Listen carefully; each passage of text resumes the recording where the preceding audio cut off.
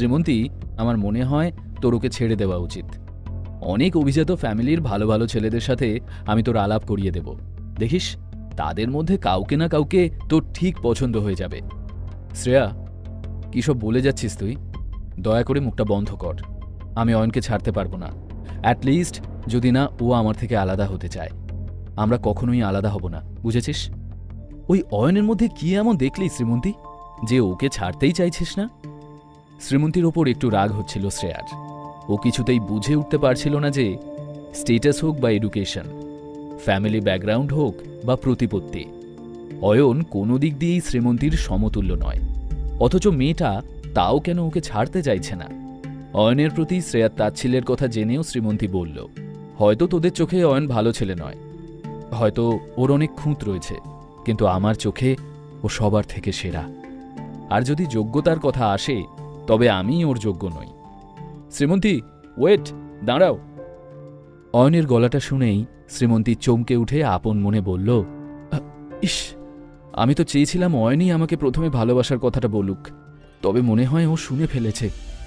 বলছিলাম যে সামনে কোথায় এগিয়ে যাচ্ছ? ট্যাক্সি স্ট্যান্ড তো ওদিকটায়। অয়নের কথা শুনে ওরা দুজনেই স্বস্তির নিঃশ্বাস ফেলল। কিছুক্ষণের মধ্যেই ওরা ট্যাক্সিতে উঠে বসে এয়ারপোর্ট থেকে রওনা দিল। একটু দ্বিধা নিয়ে শ্রেয়া জিজ্ঞেস করল, শ্রীমন্তী, তুই গাড়ি নিয়ে আসিসনি? আরে, তুই ভুলে গেছিস, আমার তো ড্রাইভিং লাইসেন্সই নেই। এবার শ্রেয়ার মনে পড়ে গেল যে শ্রীমন্তী কখনো ড্রাইভিং শেখেইনি। শ্রেয়া শ্রীমন্তী গাড়ির পেছনের সিটে বসেছিল আর অয়ন ড্রাইভারের পাশের সিটে। শ্রেয়া সামনে বসা অয়নের কাঁধে হাত রেখে বলে, আর তোমার অয়ন, তোমার কোনো গাড়ি নেই? আসলে অয়নের তো না, গাড়ি অ্যাফোর্ড করার মতো টাকা আমার নেই। অয়নের জবাব শুনে শ্রেয়া বিরক্ত বোধ করলেও বুঝতে পারছিল না যে এরপর ওর কি বলা উচিত। ওর বেস্ট ফ্রেন্ডের হাজব্যান্ডের কাছে একটা গাড়ি পর্যন্ত ছিল না। তবে ওর মুখ দেখে শ্রীমন্তী ওর বিরক্তিটা বেশ বুঝতে পারল। শ্রীমন্তী মনে মনে ভাবল, আসলে অয়নের গাড়ি কেনার কথাটা সেভাবে কখনো আমার মাথাতেই আসেনি। বাট এনিওয়ে, সানরাইজ টাওয়ার থেকে প্রথম চেকটা পেয়েই অয়নকে একটা গাড়ি কিনে দেব। আমি চাই না এসব ছোটোখাটো বিষয়ের জন্য কেউ ওকে কিছু বলুক। এসব ভাবতে ভাবতে আর শ্রেয়ার সাথে গল্প করতে করতেই ওদের ট্যাক্সিটা রেস্টুরেন্টের সামনে পৌঁছে গেল। গাড়ি থেকে নেমে তিনজনে গিয়ে ঢুকল শহরের অন্যতম নামী রেস্টুরেন্ট গ্র্যান্ড অ্যাফেয়ারের ভেতরে। রেস্টুরেন্টটা কন্টিনেন্টাল খাবার দাবারের জন্য ফেমাস ছিল, আর সেখানকার অ্যাম্বিয়েন্সটাও ছিল দারুণ। এই রেস্টুরেন্টটা শ্রেয়ার খুব পছন্দের ছিল। শ্রীমন্তী আর শ্রেয়ার সঙ্গে অয়নও ঢুকে গেল রেস্টুরেন্টের অন্দরে। শ্রীমন্তী ওখানকার ম্যানেজারকে ডেকে জিজ্ঞেস করল, এক্সকিউজ মি, আমরা তিনজন আছি, একটা টেবিল অ্যারেঞ্জ করে দেওয়া গেলে that would be great. Good afternoon ma'am. এই মুহূর্তে টেবিল অ্যাভেলেবল হওয়াটা একটু মুশকিল, আসলে এই সময় ক্রাউডটা বেশি, তো সব টেবিল মোটামুটি আগে থেকেই বুকড, এখন একটা টেবিলও খালি নেই। শ্রীমন্তী এটা শুনে একটু ডিসঅ্যাপয়েন্টেড হয়ে গেলেও কিন্তু বলল, ঠিক আছে, আজ হলো না তো কি হয়েছে, পরে একদিন আসব, এখন চল অন্য কোথাও যাওয়া যাক। ওরা ওখান থেকে চলে যাওয়ার সময় হঠাৎই তিনটে ছেলেকে ওদের সামনে দিয়ে যেতে দেখল। আরে প্রেম না? বোঝা যাচ্ছিল শ্রেয়া ছেলেটাকে চেনে। আরে শ্রেয়া, তুই কবে ফিরলি? এই তো একটু আগে। আরে তাহলে আমাকে কল করলি না কেন? আমি তোকে নিতে এয়ারপোর্ট চলে যেতাম। নিজের কথা শেষ করে প্রেম শ্রীমন্তী আর অয়নের দিকে তাকাল। সাধারণ চেহারার সাধারণ পোশাক আশাক পরে থাকা অয়নকে ইগনোর করলেও প্রেমের দৃষ্টি শ্রীমন্তীর ওপর এসে স্থির হল। ওকে দেখেই প্রেমের চোখ দুটো চকচক করে উঠল। তোরা কি এখানে লাঞ্চ করতে এসেছিলি? হ্যাঁ, এসে তো ছিলাম, কিন্তু এখানে কোনো টেবিল অ্যাভেলেবল নেই। আরে এই হোটেলেই একটা প্রাইভেট রুম বুক করে আমরা একটা লাঞ্চ পার্টি অ্যারেঞ্জ করেছি, ইউনো, আর আমরা মাত্র কয়েকজন ফ্রেন্ডসই আছি। Why don't you guys join us for lunch? Srimanti না করতে গেলেও শ্রেয়া আগেই জবাব দিল, অফকোর্স, কেন নয়, দ্যাট উড বি গ্রেট। শ্রেয়ার জবাব শুনতেই শ্রীমন্তী একটু চিন্তায় পড়ে গিয়ে অয়নের দিকে তাকাল। ও অয়নের কাছ থেকে সাজেশনস চাইছিল, আর অয়ন যেহেতু শ্রীমন্তীর মুড অফ দেখতে চাইছিল না, তাই ও ইশারায় হ্যাঁ বলে দিল। তারপর প্রেম ওর বন্ধুদের সাথে সেই প্রাইভেট রুমের দিকে এগোলে শ্রেয়ারাও ওদের ফলো করল। শ্রেয়া, তোর এই ফ্রেন্ডদের সাথে আলাপ করাবি না? ও হলো Shrimanti Mallick, she is my best friend.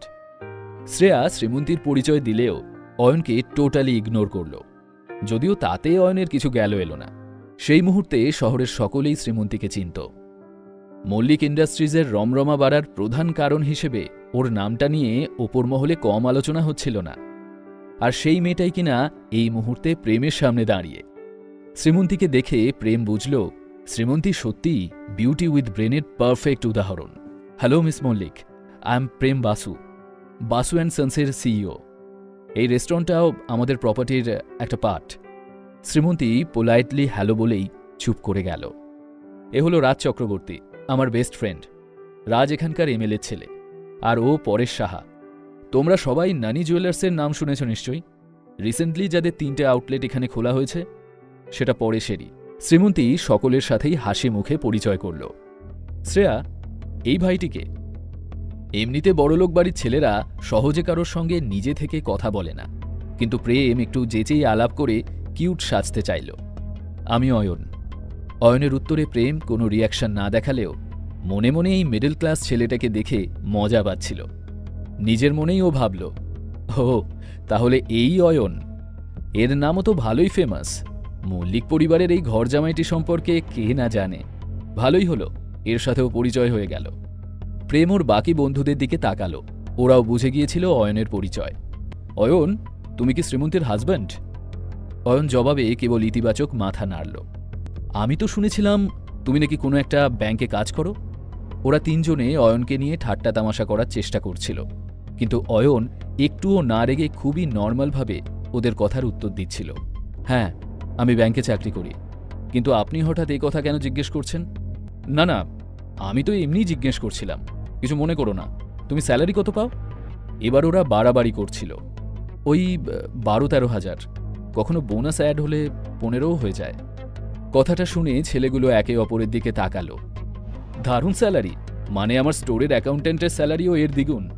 কিন্তু তাও আজকের দিনে এই বা কম কি?